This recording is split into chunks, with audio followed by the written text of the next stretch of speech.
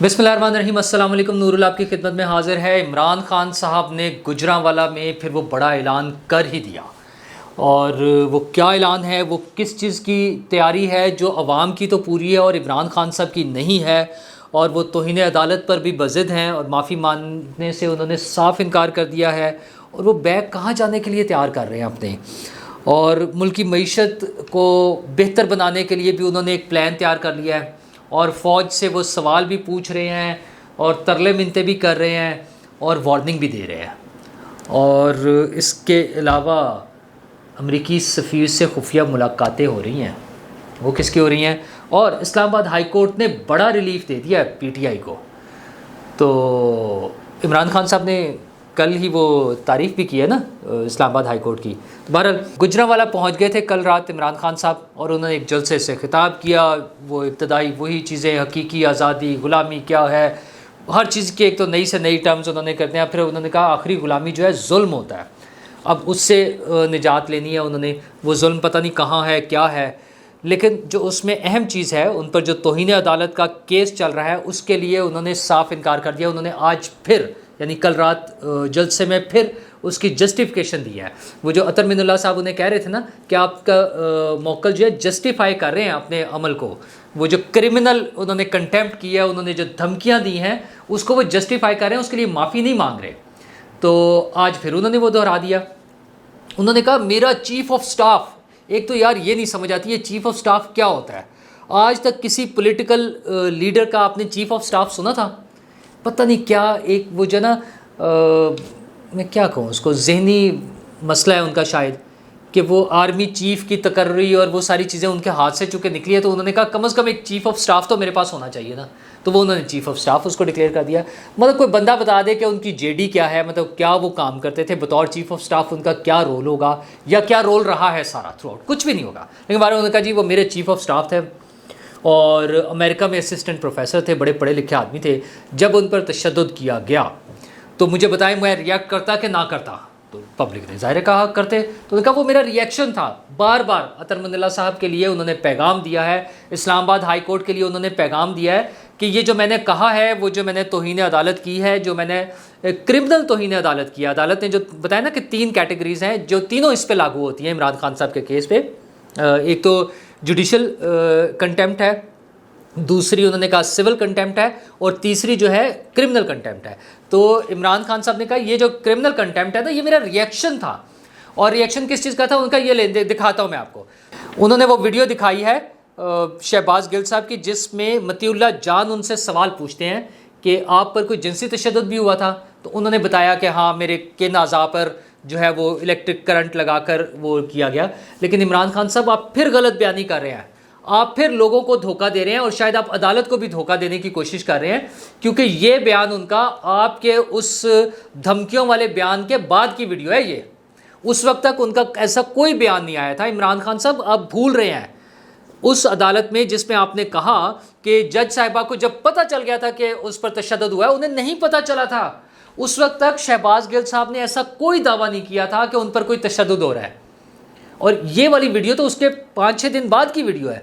آپ اس ویڈیو کو بیس بنا کر اپنے اس ایکشن کو جسٹیفائی کر رہے ہیں، اس کو اپنا ریئیکشن بتا رہے ہیں کہ میرا تو ریئیکشن تھا۔ مجھے وکیلوں کے ذریعے پیغام ملا کہ انہوں نے کہا کہ میں مزید تشدد برداشت نہیں کر سکتا۔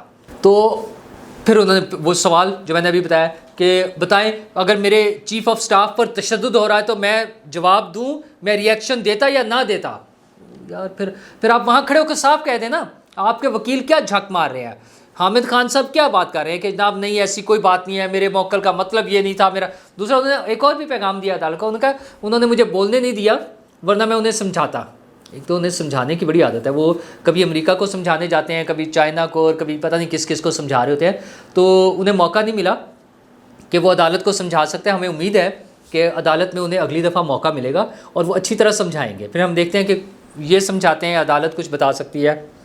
پر انہوں نے ایک اور کام کیا، انہوں نے تھوڑی سی نا ذرا تعریفیں بھی کی ہیں اسلام آباد ہائی کورٹ کی۔ انہوں نے کہا عطر من اللہ صاحب نے جو ہے نا، ان کی ہائی کورٹ، ان کی عدالت نے جو ہے کئی کیسز میں بڑے زبردست فیصلے دیے ہیں، اور میں نے ان کی کئی بار تعریف بھی کی ہے، اور وہ بڑے اہم ایشوز پہ سٹینڈ لے لیتے ہیں۔ تو ٹھیک ہے، لیتے رہے ہوں گے۔ مسئلہ یہ ہے عدالت میں ہر روز ایک نیا کیس آتا ہے اور عدالت کا کام ہے آئین اور قانون کے مطابق اس کا فیصلہ کر دینا۔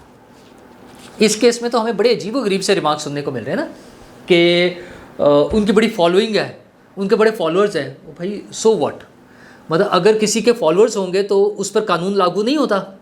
اچھا جی، اس جیسے اس لیول کے یا اس اسٹیچر کے جو لیڈر ہیں ان سے یہ بیان ایکسپیکٹڈ نہیں تھا۔ مطلب کیوں عدالت کیا کوئی ایکسپیکٹیشنز ہوتی ہیں کہ کس قسم کا بیان آنا چاہیے؟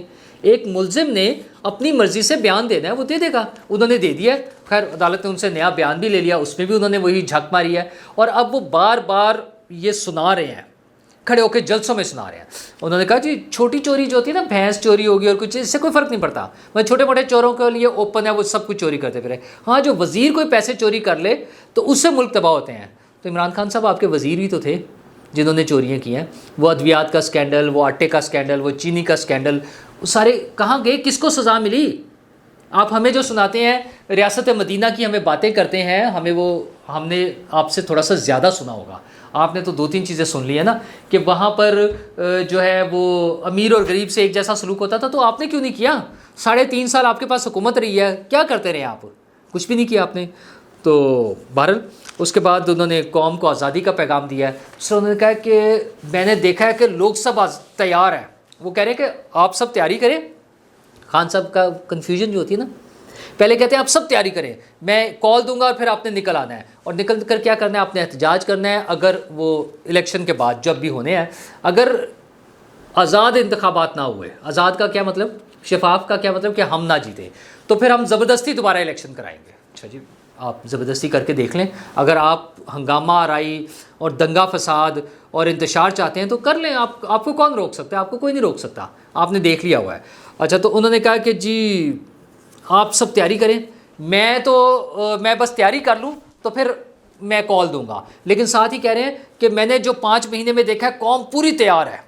اچھا بھائی جان، اگر قوم پوری تیار ہے تو آپ نے کس چیز کی تیاری کرنی ہے؟ کون سے ڈنڈ بیٹھ کے لگانی ہے آپ کس چیز کی تیاری کر رہے ہیں؟ اصل میں عمران خان صاحب فوج کے ترلے منتیں کر رہے ہیں، وہ بیک ڈور ڈپلومیسی جو ہوتی ہے نا، وہ رابطے، درخواستیں، سارے سورسز استعمال کر رہے ہیں، باقاعدہ پیروں میں پڑے ہوئے ہیں کہ یار کسی طرح پلیز معاف کر دیں اور ہمیں واپس لے آئیں، وہ اس چیز پہ لگے ہوئے ہیں۔ آج پھر انہوں نے کہا ہے وہ جو مجھے پتہ ہے کہ آپ نیوٹرل ہیں، لیکن نیوٹرل نہیں ہونا چاہیے، عمران خان صاحب کی حمایت میں ہونا چاہیے نا، ہر ایک کو، ان کے خیال میں سب چیزوں کو عمران خان صاحب کی حمایت میں ہونا چاہیے۔ تو وہ کہہ رہے کہ قوم آپ سے پوچھے گی، اسٹیبلشمنٹ سے سوال کرتا ہوں کہ مہنگائی زدہ لوگوں کی جو زندگیاں ہیں عذاب بن گئی ہیں، آپ کہتے ہیں آپ نیوٹرل ہیں، آپ روک سکتے تھے اس ملک کو اس دلدل میں جانے سے، روک سکتے تھے، لوگ آپ سے پوچھیں گے، قوم آپ سے پوچھے گی۔ تو بھائی جان آپ تو یہ 5 مہینے سے مسلسل کہے جا رہے ہیں، انہوں نے تو کہہ دیا کہ ہمارا کوئی رول نہیں ہے، لیکن خان صاحب بضد ہیں کہ انہوں نے اب بھی کہا، پھر کہا، انہوں نے کہا اب بھی ٹائم ہے، اس ملک کو نیچے جانے سے بچائیں۔ اچھا، عمران خان صاحب کے خیال میں نیچے جانے سے کیا بچانا ہے؟ عمران خان صاحب کو لے آئیں، بس اتنی سی بات ہے، کسی بھی طرح گھما پھرا کے کر کے عمران خان صاحب کو لے آئیں، اور وہ پھر معیشت ٹھیک کر دیں گے۔ اور اس کے لیے ان کے پاس کیا کمال کا نسخہ ہے جو آج تک بڑے بڑے دنیا کے جو معیشت دان ہیں، جو اکانومسٹ ہیں، کسی کو نہیں پتا تھا۔ آپ کو یاد ہوگا انتخابات سے پہلے جو انتخابات انہوں نے یا انہیں جتوائے گئے تھے یا انہوں نے جیتے چلے، جیسے بھی کہہ لیں 2018 کے، اس سے پہلے عمران خان صاحب جو معیشت کا جو ان کے سامنے پلان تھا نا کہ کیسے ٹھیک کرنی ہے، وہ صرف 1 پوائنٹ تھا کہ باہر کے ملکوں میں پاکستان کے 200 ارب روپے پڑے ہوئے ہیں، 200 ارب ڈالر، وہ ہم جائیں گے لے کر آ جائیں گے۔ اور وہ پھر مراد سعید صاحب نے اس کی مزید تشریح فرمائی تھی کہ وہ 200 ارب ڈالر لائے گی عمران خان، اور 100 ان کے منہ پہ مارے گی اور 100 سے ملک کو ترقی کریں گے، بس جی یہ ٹوٹل ان کا پلان تھا، جو بعد میں پتہ چلا، دانت نکال کے کہتے ہیں وہ غلط پتہ چلا تھا، ہمیں تو وہاں پیسے کوئی نہیں پڑے ہوئے ہیں۔ مطلب پہلے اس سے پہلے عمران خان صاحب کی ٹوٹل جو وزڈم تھی وہ یہ تھی، ان کا جو سوچ تھی، ان کا جو ویژن تھا وہ یہ تھا کہ باہر کے ملکوں میں پاکستانیوں کے لٹ مار کے پیسے پڑے ہوئے ہیں اور وہ انتظار کر رہے ہیں کوئی آ کر لے جائے۔ کوئی نہیں آج تک گیا، میں جاؤں گا اور میں جا کر وہ تیار کر کے بیگ میں رکھ کے بیٹھے ہوئے ہیں، میں جاؤں گا اٹھا کر لے آؤں گا۔ تو حضور ایسا نہیں ہوتا۔ اور اب عمران خان صاحب کہہ رہے ہیں کہ جو بیرون ملک 1 کروڑ پاکستانی ہیں، ان میں سے وہ سب پاکستان میں پیسے تو بھیجتے ہیں، اپنے فیملیز کو سب کو بھیجتے ہیں، لیکن ان میں سے 5 لاکھ لوگوں نے اگر پاکستان میں انویسٹمنٹ کر دی تو یہاں پہ کروڑوں اربوں ڈالر آ جائیں گے اور ہمیں کسی اور چیز کی ضرورت نہیں رہے گی. او حضور والا 3.5 سال میں آپ وہ انویسٹمنٹ کیوں نہیں لائے؟ آپ جو دوسرے ملکوں میں جا کے انویسٹمنٹ کانفرنسوں میں بیٹھ کے تسبیح پھیر رہے ہوتے تھے اور پاکستان کی وہ برائیاں کر رہے ہوتے تھے کہ یہاں پہ سب چور ڈاکو بیٹھے ہوئے، کون سی انویسٹمنٹ آنی تھی؟ آپ کے اپنے 3.5 سال میں کوئی انویسٹمنٹ نہیں آئی ان پاکستانیوں نے. تو اب کون سا نیا وہ معجزہ ہو جائے گا جس کی بنا پر وہ یہاں آ جائیں گے؟ انہیں پتا تھا آپ بھی چور ہیں، آپ کی کوئی کریڈیبلٹی نہیں تھی. اگر کریڈیبلٹی ہوتی تو وہ 3.5 سال میں انویسٹمنٹ آ جاتی. یہ اب پھر آپ ایک اور نئی ٹرک کی بتی کے پیچھے لگا رہے ہیں اور کچھ نہیں ملنا اس سے. کوئی پریکٹیکل وہ ڈھونڈے، اور پریکٹیکل تو کیا وہ فرما رہے ہیں میں جیل جانے کے لیے تیار بیٹھا تھا، مجھ پہ وہ جو ہے نا دہشت گردی کا مقدمہ بنا، میں تو جیل جانے کے لیے تیار بیٹھا تھا، میں نے بیگ تیار کیا ہوا تھا. او یار کیا بندہ ہے یار یہ. او بھائی جان جیل جانے کے لیے بیگ کی ضرورت نہیں ہوتی، وہ خود آپ کو وہاں سے کپڑے دے دیں گے. آپ نے کیا سوٹ لے کر جانے اپنے؟ کیا مسئلہ ہے آپ کا یار؟ اور وہ آپ کو گھر سے اٹھا کے کوئی جیل میں پہنچا دیتا ہے. یار آپ پرائم منسٹر رہے ہیں 3.5 سال اس ملک کے، پتہ نہیں کہاں سوئے رہے ہیں. وہ ہمیں پتہ ہے سوئے رہتے تھے. آپ تو عید کی نماز پڑھنے کے لیے بھی 12 بجے کے بعد اٹھتے تھے دوپہر میں، وہ ہمیں پتہ ہے. لیکن کیا بونگیے مار رہے ہیں یار. اچھا پھر وہ ایک اور جسٹیفیکیشن انہوں نے دی ہے مدینہ منورہ میں جو واقعہ ہوا تھا. میں نے کل بھی اس پہ بات کی تھی کہ یار وہ ایک ادب کا مقام ہے، ایک اعزاز کی بات ہوتی ہے، ایک سعادت کی بات ہوتی ہے وہاں پہنچنے کے لیے. آج پھر فرما رہے ہیں کہ لوگوں نے وہاں چور چور کے نعرے لگائے، مطلب وہ لوگوں کو مزید موٹیویٹ کریں کہ یہی کچھ کریں. باز نہیں آنا انہوں نے. اچھا اور اپنے لیے ایک طرف فوج سے مدد مانگ رہے ہیں، دوسری طرف 2 دن سے بڑی وہ خبر چل رہی تھی کہ اسلام آباد میں امریکی سفیر سے کوئی ملاقاتیں ہوئی ہیں خفیہ کسی اہم شخصیت کی. تو پہلے تو عمران خان صاحب کا بھی نام آ رہا تھا، لیکن ابھی تک جو آئی ہے پکی خبر، یا ذرا تھوڑی سی پکی خبر کہہ لیں، ویریفیکیشن تو ابھی تک کوئی بھی نہیں کر رہا اس کی، لیکن ابھی تک جو خبریں آ رہی ہیں وہ یہ ہے کہ فواد چودھری صاحب جا کے خفیہ طور پر ملے ہیں. اچھا اور وہ خفیہ ملنے کی کیا وجہ ہے؟ ترلے ملتے ہیں کہ حضور معاف کر دیں، وہ جو ہم نے یہ سارا ڈرامہ کیا ہے غداری والا اور ہمارے خلاف سازش ہوئی ہے، وہ سارا کچھ معاف کر دیں، ہمیں موقع دے دیں کسی بھی طرح سے. فواد چودھری صاحب اور کس وجہ سے گئے ہیں؟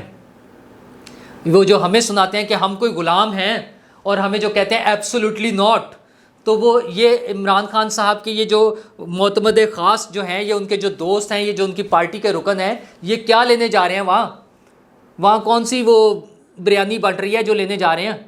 ترلے منتیں کرنے جا رہے ہیں. حضور ٹائم گزر گیا ہوا ہے. وہ جو -1 والا فارمولا ہے نا، وہ ایک دفعہ اپلائی ہونا ہے، اس سے نہیں اب آپ بچ سکتے. ہاں سسٹم میں سے ادھر ادھر سے جہاں سے آپ کو فیورز ملتی رہیں. اسلام آباد ہائی کورٹ نے بھی آج ایک اور پھر بڑی فیور کر دی. کل انہیں نا وہ جو استعفے ان کے 11 منظور ہوئے تھے اسمبلی میں، قومی اسمبلی میں، ان میں سے ایک صاحب نے اینڈ میں آ کر جب وہ الیکشن کا وقت آ گیا اور انہیں نظر آ گیا کہ اب وہ ہار رہے ہیں، وہ الیکشن نہیں جیت سکتے، تو وہ ہائی کورٹ پہنچ گئے اور انہوں نے کہا کہ جی میں نے تو استعفیٰ دیا ہی نہیں ہے. اچھا یہ بات ہے اپریل کی، آئی تھنک 11-12 اپریل کو ان کے استعفے آ گئے تھے، 10 کو یا 11 اپریل کو. تو اس وقت سے اب آ کر یہ لوگ سپٹمبر میں جب الیکشن کا وقت قریب آ گیا تھا تب شکور شاد صاحب چلے گئے ہائی کورٹ میں. اچھا اس کے لیے نبیل قبول صاحب نے جو ان کے مقابلے میں الیکشن لڑ رہے ہیں، انہوں نے وہ شیئر کیا ہے ان کا استعفیٰ، ہینڈ ریٹن استعفیٰ، اور ان کے نامینیشن پیپرز جو انہوں نے ظاہر سائن کر کے جمع کرائے. او بھائی جان آپ نے پھر کیوں نامینیشن پیپر سبمٹ کرائے تھے؟ اگر آپ نے استعفیٰ نہیں دیا تھا، آپ اپنے آپ کو اسمبلی کا ممبر سمجھ رہے تھے، تو آپ پہلے کورٹ میں چلے جاتے استعفیٰ منظور ہونے پر اور وہ نہ کراتے جمع. اب جب آپ کو شکست نظر آئی تو آپ ادھر چلے گئے. اور عدالت نے بھی پھر کمال کیا. ہمارے ہاں تو بن مانگے بھی تو بہت سی چیزیں ملتی ہیں نا. عدالتیں بھی بڑی دیالو ہیں ویسے ہماری، مطلب انصاف ہو تو ایسا ہو. مجھے نہیں سمجھ آتی وہ جنہوں نے ہمیں 139 میں سے 130واں نمبر دیا، پتہ نہیں کیسے دے دیا، انہیں پتہ ہی نہیں ہے کتنی مہربانیاں ہوتی ہیں یہاں پہ مظلوموں پہ. شکور شاد صاحب نے اپنے لیے ریلیف مانگا اور انہیں فی الحال ریلیف یہ ملا ہے کہ ان کا تو ظاہر ہے وہ ختم ہو ہی گیا استعفیٰ، فی الحال معطل ہو گیا وہ نوٹیفیکیشن ان کے استعفے کی منظوری کا.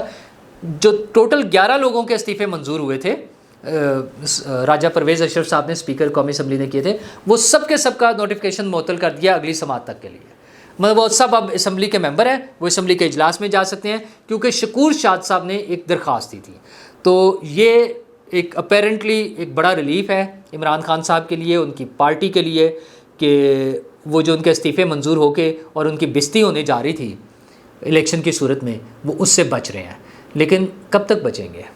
مطلب یہ لڑائی جھگڑے کر کے، لوگوں سے گالیاں نکلوا کے، مسجدوں میں، اللہ کے گھر میں مدینہ منورہ میں سڑکوں پہ لوگوں کو روک کر، ریسٹورانٹس میں لوگوں سے گالم گلوچ کرا کے، فوج کے خلاف کیمپین چلا کے، شہیدوں کا مذاق اڑا کے، یہ سارا کچھ کر کے آپ کیا کھٹ لیں گے یار؟ اقتدار تو پہلے بھی مل گیا تھا، آئندہ بھی امید تھی، لیکن ان سب چیزوں کا نیگیٹو امپریشن آئے گا، ان سب چیزوں کا منفی اثر آئے گا جو آپ کو بھگتنا پڑے گا۔ شکریہ۔